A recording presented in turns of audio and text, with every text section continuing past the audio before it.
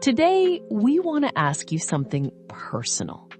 Something we want you to really sit with before you answer, even just in your own mind. Hello, everyone, and happy Sunday. We are so glad you are here with us today. What does the voice inside your head say about your English? Not what you tell other people, not what you write in your notebook. The actual voice. The one that speaks when you make a mistake, when you forget a word, when you stumble over a sentence. What does it say? Because for a lot of English learners, that voice is not kind. It says things like, "You are so stupid.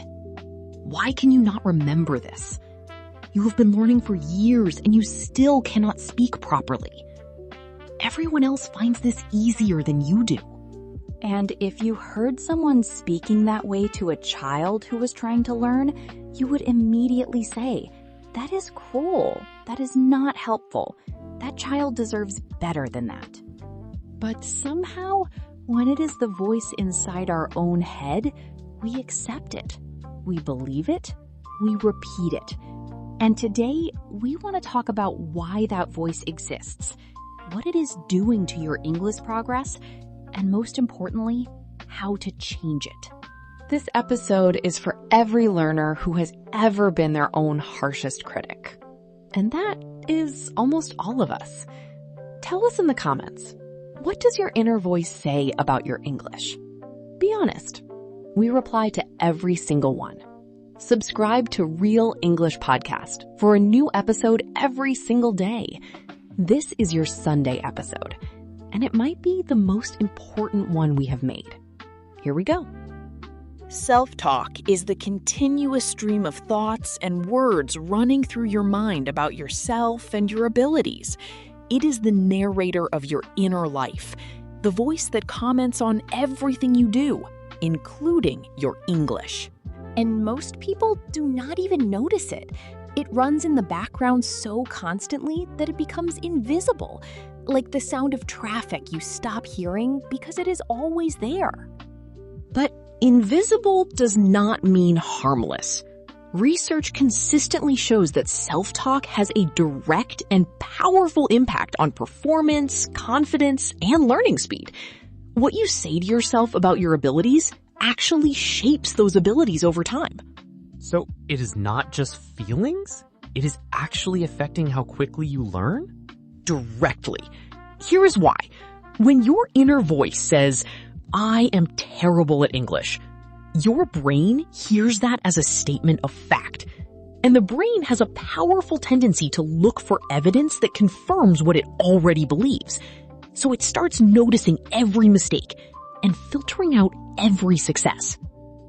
So you start remembering only the moments you got it wrong and forgetting all the moments you got it right.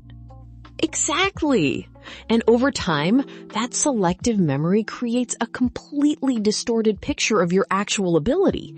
You believe you are worse than you are.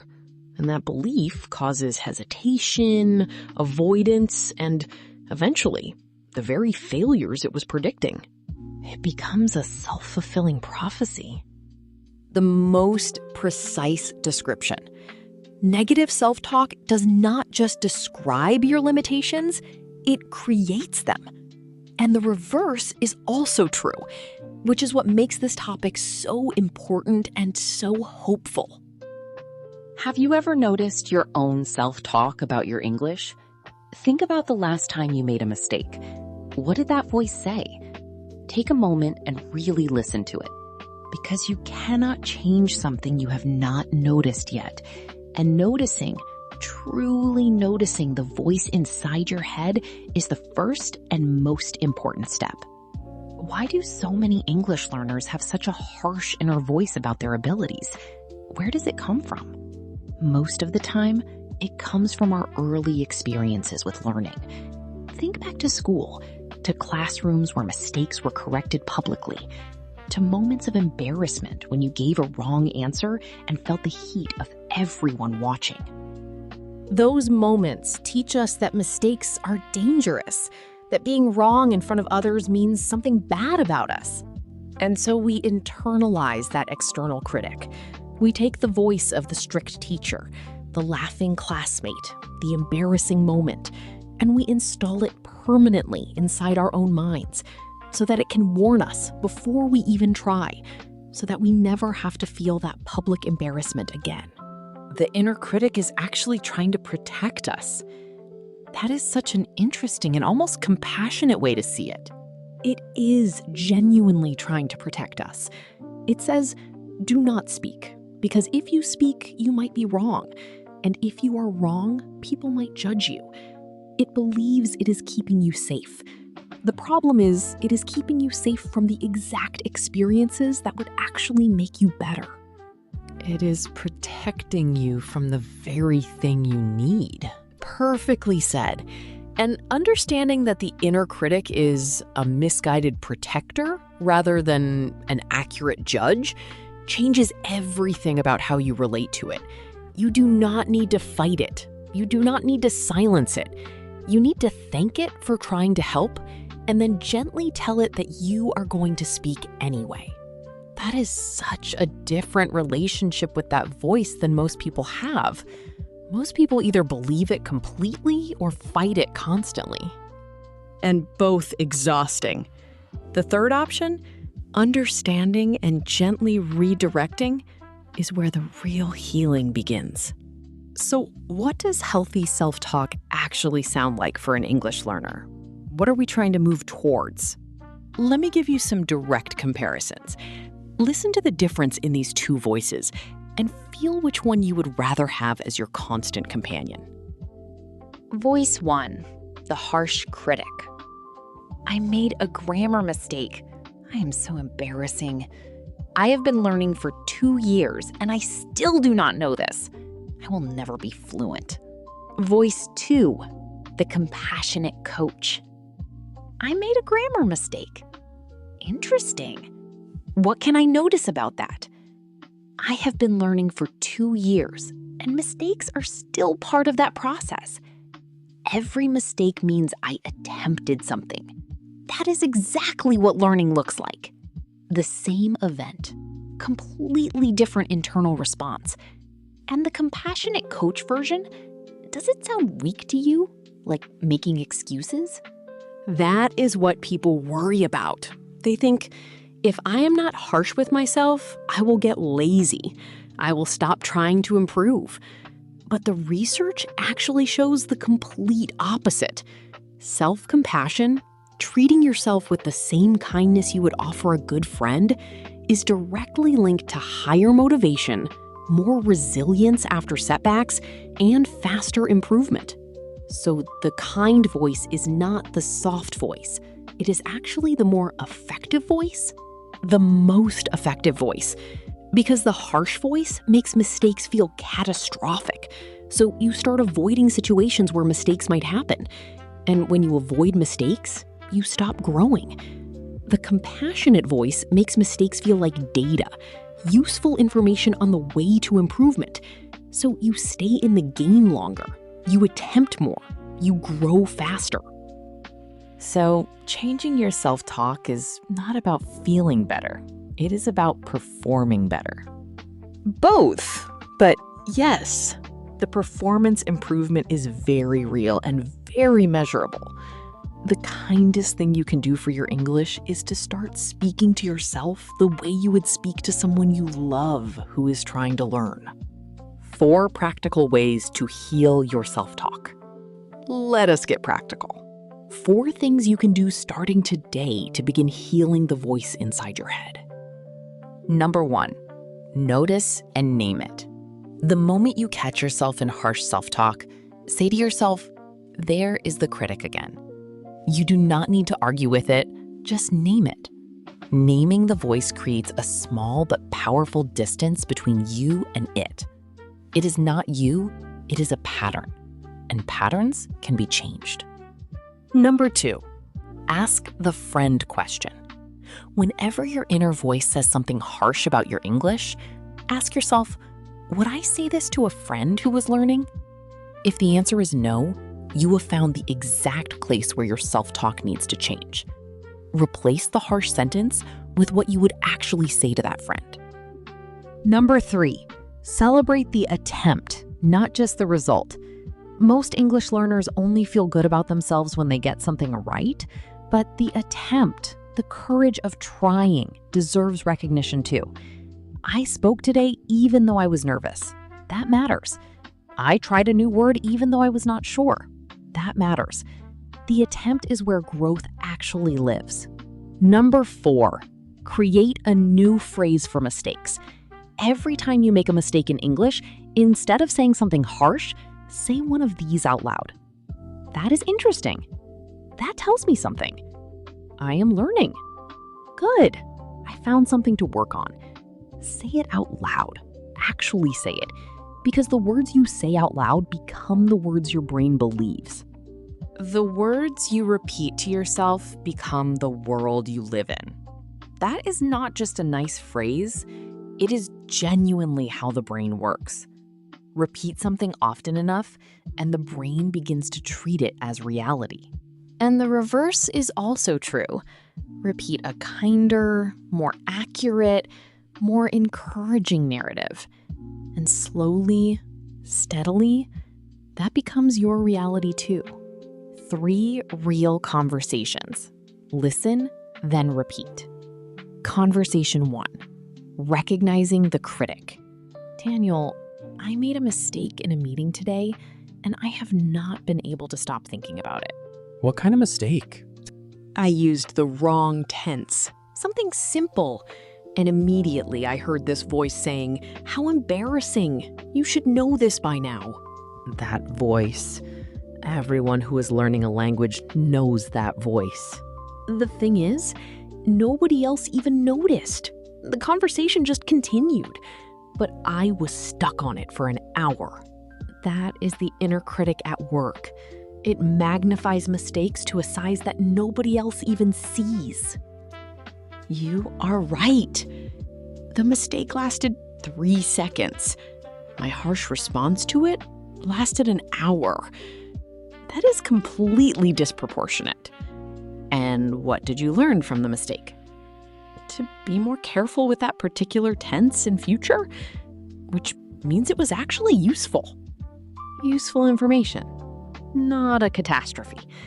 That is the difference between a critic and a coach. Conversation 2. Changing the narrative. Anna, do you think it is possible to actually change the voice inside your head? I genuinely do. Not overnight, but steadily, yes. I used to have a very harsh inner voice about my speaking. What changed? I started catching it, just noticing when it was being cruel, and asking, would I say this to someone I care about? The answer was always no.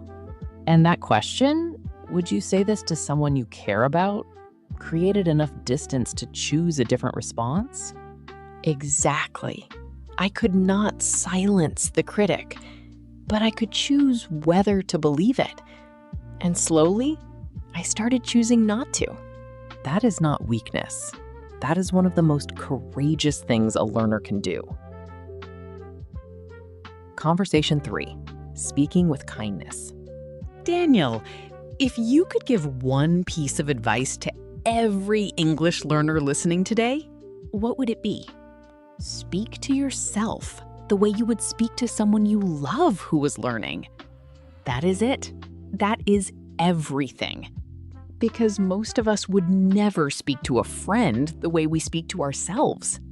Never.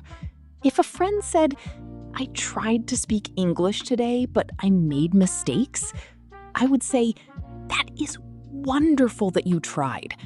Mistakes mean you are in the game. Keep going. But when we make mistakes ourselves, we say, how stupid. I should know better. I will never improve. The standard we hold ourselves to is so much crueler than the standard we hold anyone else to, and it achieves nothing except making the journey harder and lonelier than it needs to be.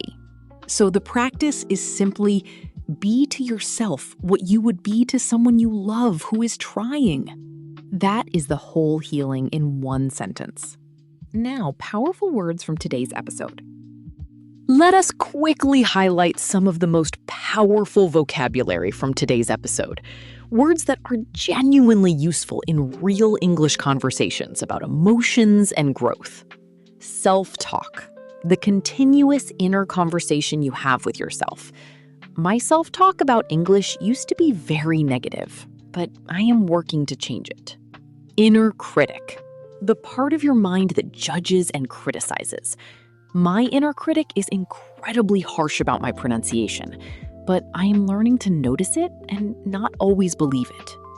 Compassion, deep kindness and understanding towards suffering, your own or others. Self-compassion means treating yourself with the same kindness you would offer a good friend. Narrative, the story you tell about yourself and your life. The narrative I used to have about my English was, I am not a natural language learner. I have been rewriting that narrative. Self-fulfilling prophecy, a belief that causes itself to come true. If you believe you will never be fluent, that belief becomes a self-fulfilling prophecy, unless you challenge it. Use these words in your comment today. Tell us, what is one word from this list that resonates most with your own experience right now? Before we go, let us recap what we want you to take away from today. Your self-talk about English is not neutral. It is either making your learning harder or making it easier. And you have more power over it than you realize. The harsh inner critic is not accurate. It is not helping you improve. It is protecting you from the exact experiences, the mistakes, the attempts, the imperfect conversations that would actually make you better. Healing your self-talk is not about pretending to be perfect. It is not about ignoring mistakes. It is about responding to them the way a compassionate and wise coach would respond, with curiosity, with kindness, with the understanding that every attempt, however imperfect, is evidence of courage. You are doing something genuinely difficult. Learning a language as an adult, finding the time, the energy, the courage, while living a full and demanding life is not a small thing. It deserves respect, especially from yourself. Your comment challenge today. Write down one thing your inner critic says about your English, and then beneath it, write the compassionate coach version, the thing you would say to a friend in the same situation. Share both in the comments. We will reply to every single one. Because seeing your own narrative written down and then rewriting it is one of the most powerful things you can do for your English journey today. If today's episode resonated with you, please share it with one person who needs to hear it. One person who is being too hard on themselves about their English. One person who deserves a kinder inner voice. Subscribe to Real English Podcast for a brand new episode every single day. Thank you for being here with us today. Truly. Bye, everyone. Be kind to yourself this week. You are doing better than you think.